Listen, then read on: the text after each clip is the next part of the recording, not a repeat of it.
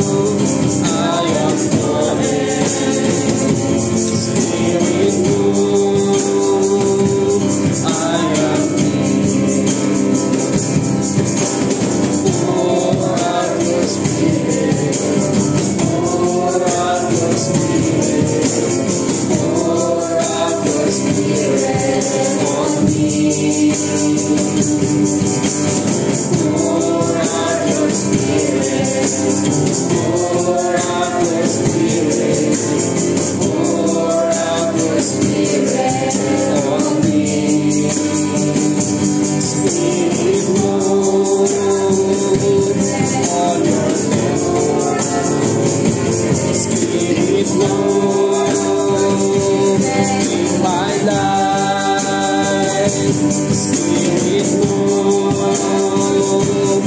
I am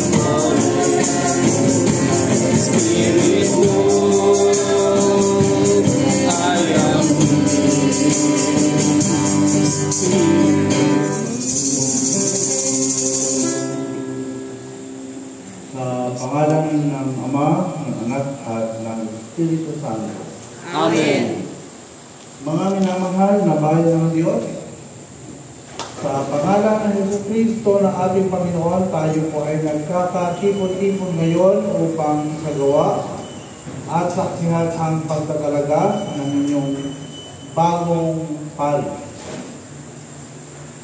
Gawain ninyo ang siyang mamumuna at mamamahala sa inyo sa lahat ng gawain ninyo bilang isang bayang sumasampalataya kay Jesucristo na ating Panginoon.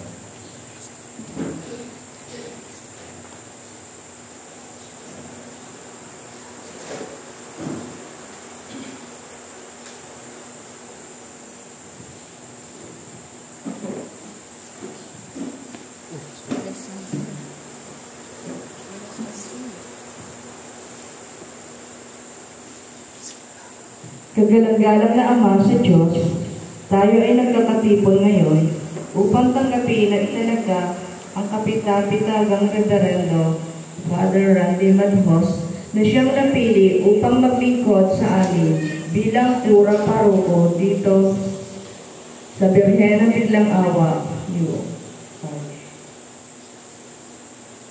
Hinihiling ko basahin muna at pakinggan ang sulat ng pagtatalaga.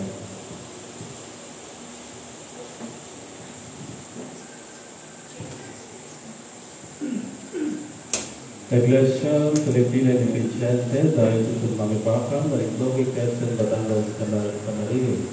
Appointment by virtue of authority vested upon us by Constitution and Canons as the Bishop of the Bishop of Iglesia Filipina de Vicente. We, the Right Reverend Arnold Damayan, hereby appoint Reverend Father Randy Madhus as Parish Priest of the Parish of Birhen ng Biglang Awa, of Buenavista, Marinduque, Diocese of Mangipacang, with all the rights and responsibilities inherent in such office, but nonetheless, he is the priest of the Iglesia Filipina de Vicente with the capacity to solemnize marriage and the entire Philippines. Upon the issuance of certificate of registration and authority to solemnize marriage, issued by the Philippine Statistics Authority and other permitted faculties in accordance with the Church canon. All faithful are charged to pay respect and support to the convent ministry in advancing the mission of Jesus Christ entrusted to the Iglesia Filipina de Vicente. As such, you are enjoined to uphold respect and unity with your bishop, faithfulness to the Holy Bible, the declaration of faith, and articles of religion of the Church. Steadfastly adhere to the Constitution and canons, Church policies, and diligently watch over the flag that Christ has placed upon your care. In the name of our God, the Father, Son, and Holy Spirit, issue this day of April, the year of our Lord Jesus Christ, 2025, at the parish of St. Isidore the Farmer, Lokban, Quezon. Signed, the Right Reverend Arnold Damayan, Diocese Bishop.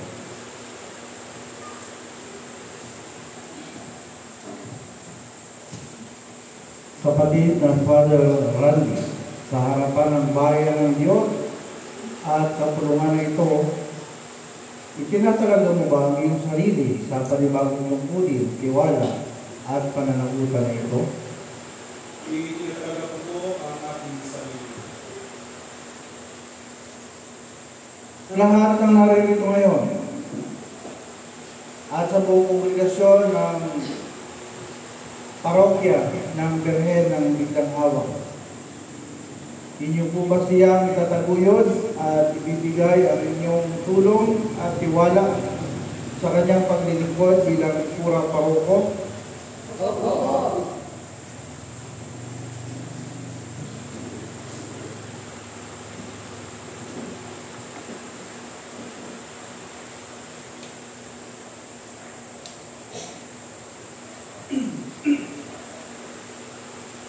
Ang Panginoon ay sumainyo. Tayo ay manalangin. Walang hanggang Diyos, palakasin at itaguyan mo po ang inyong lingkod na si Father Randy. upang buong tiyaga at pag-unawa ay ibigin at alagaan ang iyong bayan. Ipagkaloob mo na kasama ang bagong pura paroko na sila ay sumunod sa mga gawain ng Jesucristo. Ihandig sa iyo ang kanilang tulong at kakayahan sa pamagitan niya na nabubuhay at naghahari kasama mo at ng banal na Espiritu bilang isang Diyos ngayon at magpakailanman. Amen.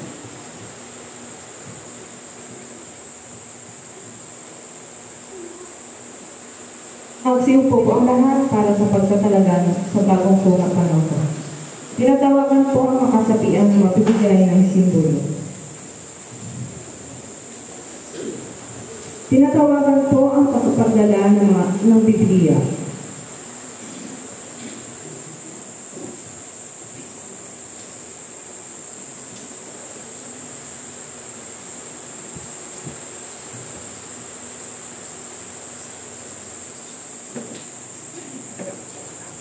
Tanggapin ko ang banal na aklat. Hari nawa ikaw ang maging tagapagpahayag sa amin ng kanyang salita.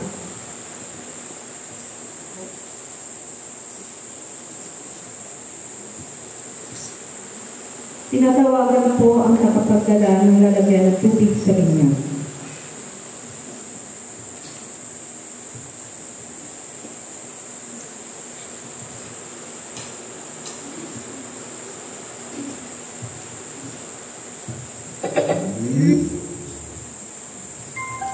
Tanggapin mo ang tubig na ito. Natulungan mo kami ang Kristo sa pagkakatawan at sakremento ng buhay. Tinatawagan po ang nakapagdala ng misa.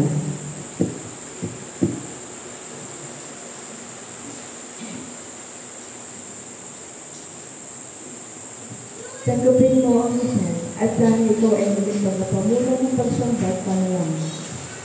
Tinatawagan po ang nakapagdala ng langis.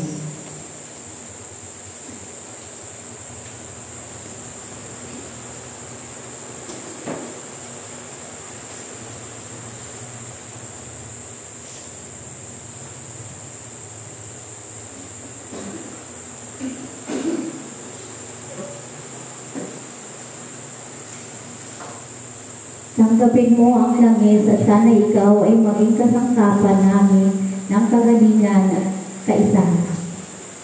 Tinatawagan po ang nakapagdala ng susi.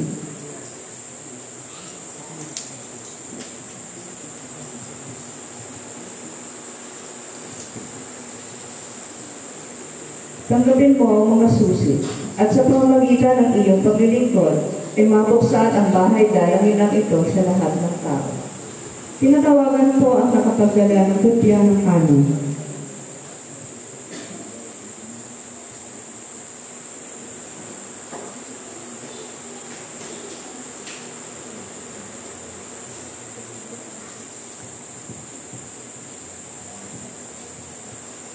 Sundin mo ang saligang batas at sana ikaw ang mamuna sa amin sa pamamahala tungo sa patuloy na ikakayapong ng Iglesia dito sa Diocese.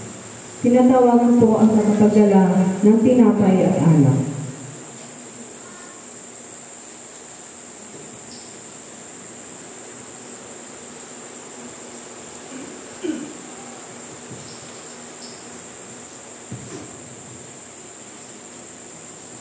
Tanggapin mo ang tinapay at alak at sana'y ikaw ang maging tagapagbahagi ng tinapay at tagapagbigay ng alak sa amin na siyang sinasampalataya na nating katawan at dugo ni Jesucristo. Tinatawagan po ang tagapagdala ng kopya ng ritual.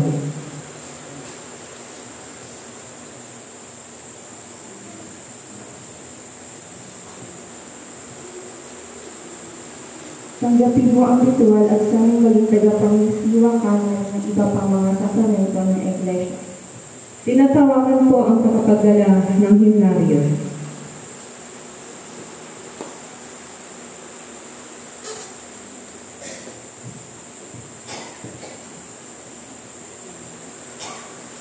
Tanggapin mo ang himnaryo at sana'y maging tagapagmumuna ka ka namin sa pagbibigay ng papuri sa Panginoon. Tinatawagan po ang tagapagdala ng serye.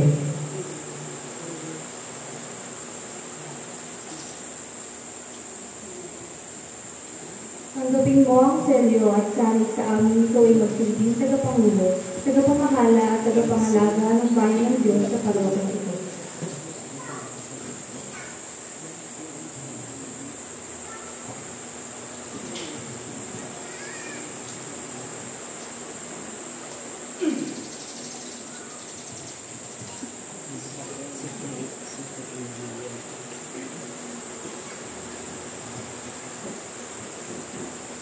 Padre Randy, harinaway ang mga bagay na ito ay maging tagisag ng ating sama-samang paglilingkod sa parokyang ito.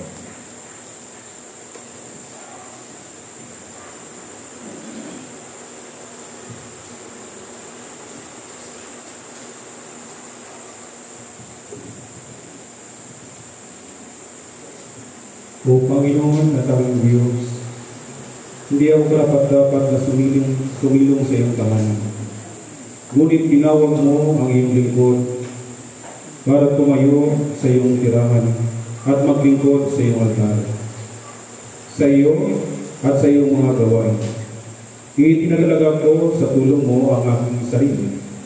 Punuin mo ang aking kaisipan ng iyong mga kahangahangang gawain at pagliligtas. Iwanagin mo ang aking pangunawa,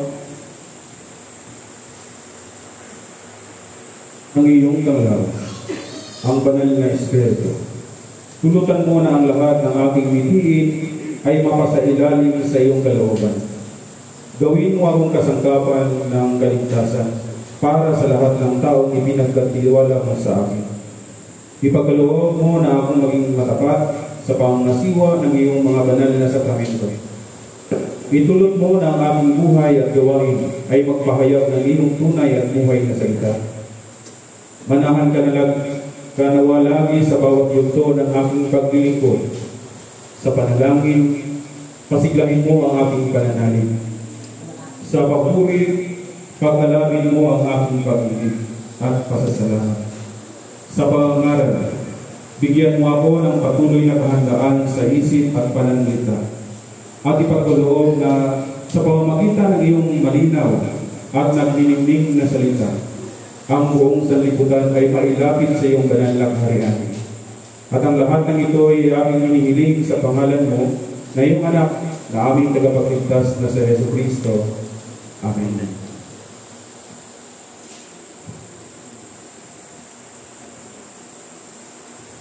Halina tayo manalangin sa Diyos para sa lahat ng tao, para sa kongregasyon na ito, para kay Reverendo Padre Randy Manuos bilang Pura Paroko. Magsiluhod po ang lahat.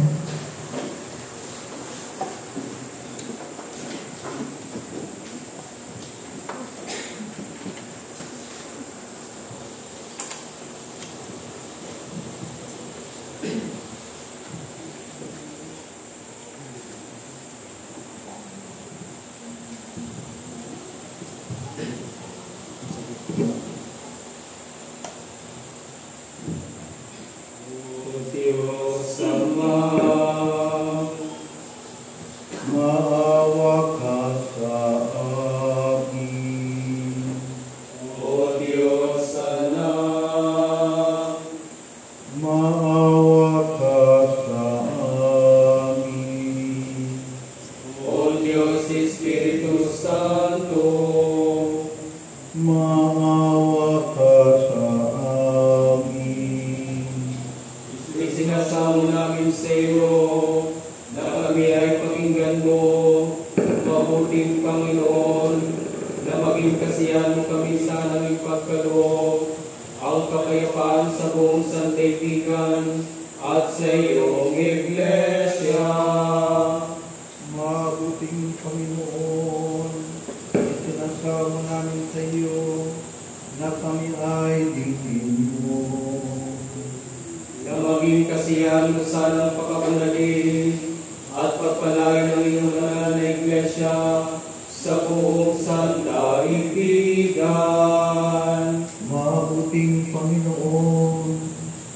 Isinasamo namin sa iyo na kami ay dinggin mo.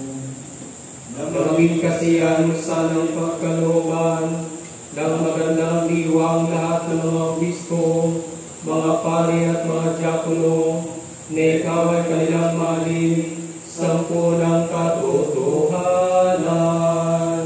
Mabuting Panginoon, isinasamo namin sa iyo na kami ay dinggin mo.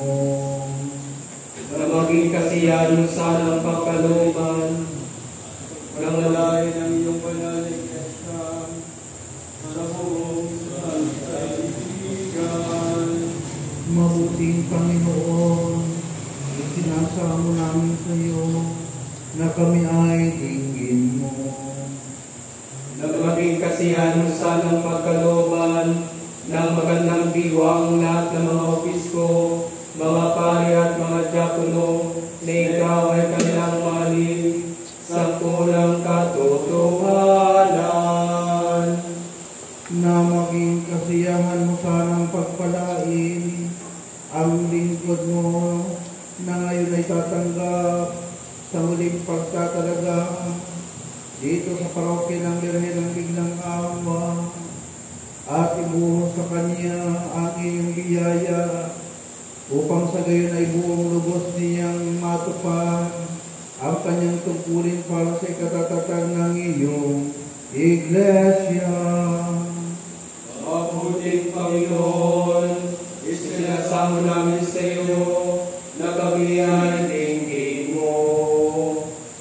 Na maging kasiyahan sanang patnubayan sa pamagitan ng iyong lumalagpak na Espiritu, iyong mga tinawag mo para sa ministeryo na iyong iglesia, upang sila ay magpapatuloy na may matatag na kalooban at magtiyaga hanggang sa katapusan. Mabuting Panginoon, isinasamo namin sa iyo na kami ay dinggin mo. Na maging kasiyahan mo sanang palagigin ang bilang ng iyong mga ministeryo sa iyong iglesia, upang ang Ebanghelyo ay maparangal sa lahat ng bansa. Mabuting Panginoon, isinasamo namin sa iyo na kami ay dinggin mo. Na maging kasiyahan mo sanang maging mabilis ang katuparan ng iyong layunin na ang iglesia ay magkaisa. Mabuting Panginoon, isinasamo namin sa iyo na kami ay dinggin mo. Na maging kasiyahan mo sanang ipaintulog na kami na kasama ng iyong banal ay maging kabilang sa iyong walang kaharian. Mabuting Panginoon, isinasamo namin sa iyo na kami ay dinggin mo. Panginoon, makasa amin. Kristo, maawa ka sa amin. Panginoon, maawa ka sa amin.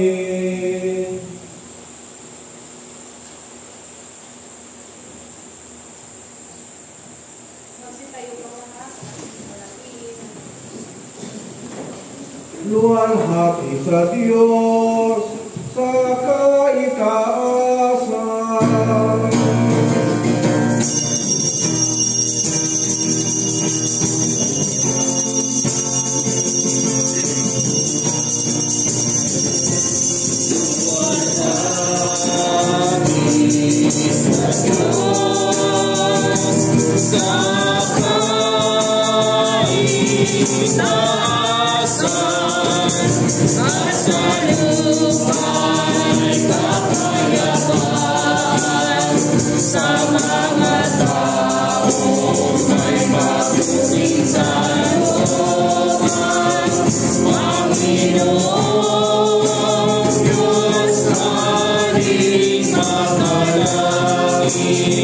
Makapangyarihan Diyos at Ama.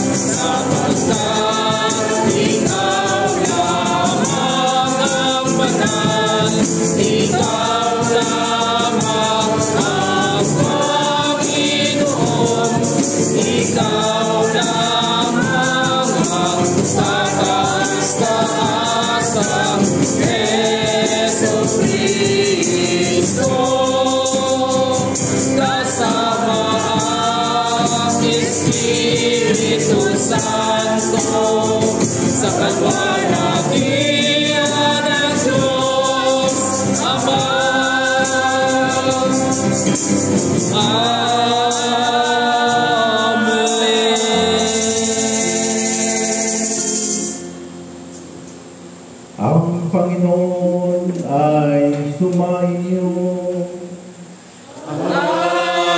Sumainyo rin. Tayo'y manalangin. Makapangyarihan at walang hanggang Diyos, kami ay iyong inipon sa iyong tahanan upang ikaw ay aming purihin at pasalamatan. Kami naway iyong pagpalain at patnubayan sa aming paglilingkod upang makapta namin ang iyong kaligtasan at katarungan para sa iyong sambahayan, upang ang iyong palakasin ang aming pagmimigli na makatupad sa iyong kalooban sa pamamagitan ng Kristong aming Panginoon, na nabubuhay at naghaharing kasama mo kaisa ng Espiritu Santo, iisang Diyos, ngayon at magpakailanman. Amen. Magsiupo po ang lahat at ating pakinggan ang mga pagbasa. Ating pong pakinggan ang unang pagbasa.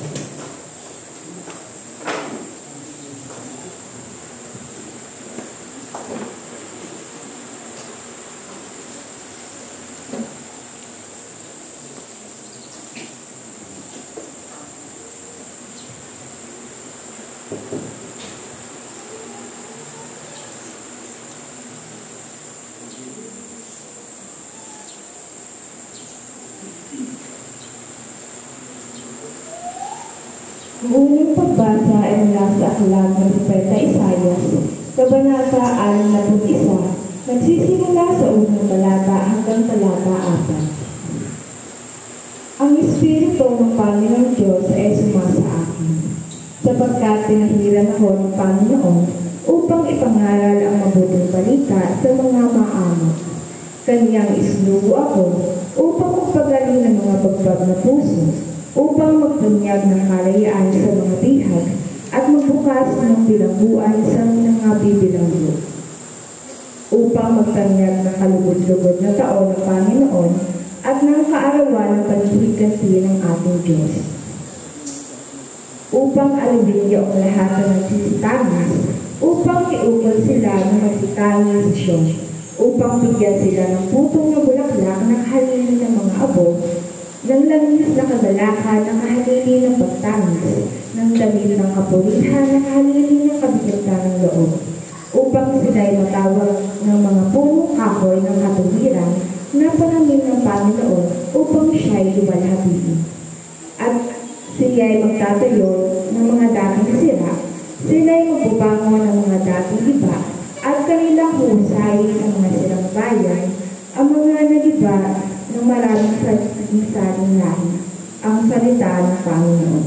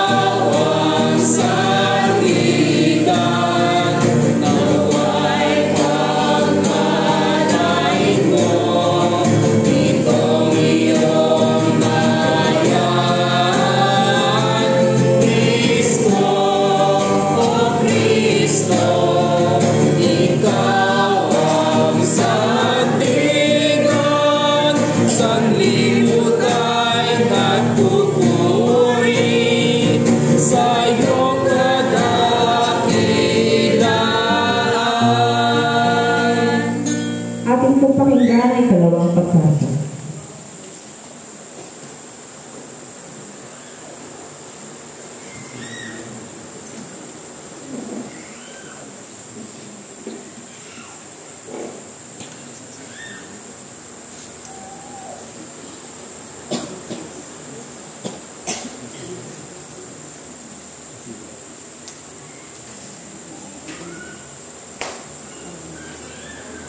Ang ikalawang pagbasa ay mula sa unang sulat ni San Pablo para kay Timoteo, Kabanata 3, nagsisimula sa unang talata hanggang talata 13. Tapat ang kasabi, kung ang sino man ay magsisikap na maging obispo, ay mabuting gawa ang lumasa. Dapat naman na ang obispo ay walang kapintasan, asawa ng isa lamang babae, mapagpigil, mahinawa ang pag-iisip, mahusay, mapagpatuloy, sapat na makapagturo, hindi magulong, hindi palaaway, kundi malumanay. Hindi mapakipagtalo, hindi maibigay sa labi. Namamahalang mabuti na kanyang sariling sambahayan, na sinusupil ang kanyang mga anak na may buong kausayan. Ngunit kung ang sino man nga ay hindi marunong mamahala sa kanyang sariling sambahayan, paano nakapamamahala sa Iglesia ni Diyos? Hindi ba baka siya kung magpalalo ay mahulog sa kaparusahan ng Diablo?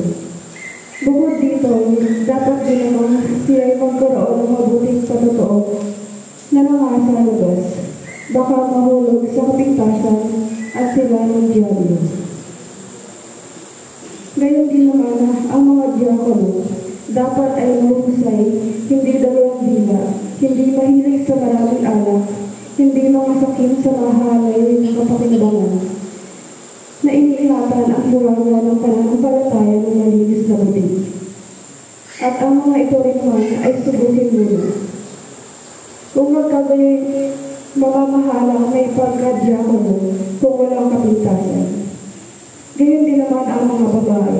Dapat ay mahusay, hindi pa nagtangin, mapagpigil, tapat sa lahat ng mga bagay. Maging asawa ang mga diakono ng tigi-isa lamang na babae.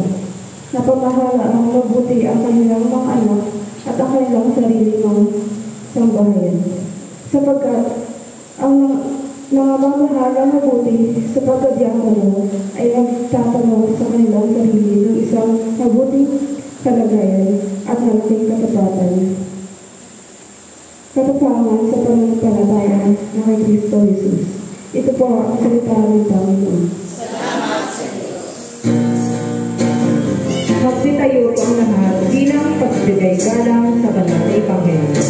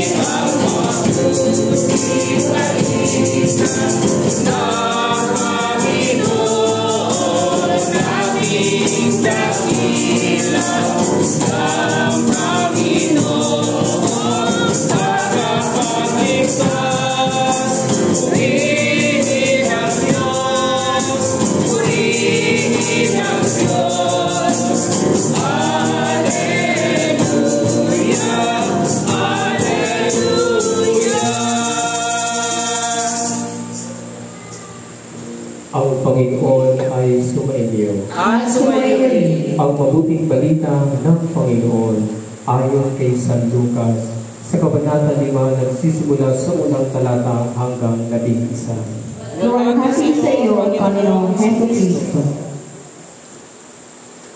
Minsay nakatayo si Jesus sa baybayin ng lawa ng Genesaret. Pinagkalipunpunan siya ng napakaraming tao na ibig makarinig ng salita ng Diyos.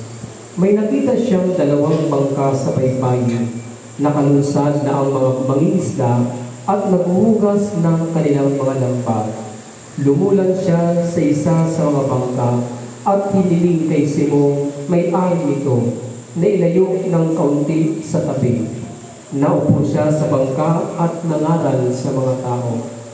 Pagkatapos niyang magsalita, ay sinabi kay Simon, "Pumalaan kayo at ihulog ang mga lambat upang manghuli." Sumagot si Simon, "Guro, magdamag po kaming nagpagod at wala kaming nahuli. Ngunit dahil sa sinabi ninyo, ihuhulog ko ang mga lambat." Gayon nga ang ginawa nila, at sa dami ng kanilang huli ay halos magkansisira ang kanilang mga lambat. Kaya kinawayan nila ang kanilang mga kasamahang nasa ibang bangka upang patulong, at lumapit naman ang mga ito. Napuno ang dalawang bangka na halos lumubog. Nang makita iyon ni Simon Pedro, siya'y nagpatira pa sa paanan ni Jesus at nagsabi, "Lumayo po kayo sa akin, Panginoon, sapagkat ako'y makasalanan." Nang kilala siya at ang kanyang mga kasama dahil sa dami ng kanilang huli, gayon din sila Santiago at Juan, mga anak ni Zebedeo, na mga kasusyo ni Simon. At sinabi ni Jesus kay Simon, "Huwag ka lang matakot. Mula ngayon, mamalaya kaya ka na ng mga tao." Nang may kabilang nila ang kanilang mga bangka, iniwan nila ang lahat at sumunod kay Jesus. Mga kapatid, ang mabuting balita ng Panginoon. Papuri sa iyo, Panginoong Hesus Kristo. Magsiupo po ang lahat at ating pakinggan ng mga pangaral.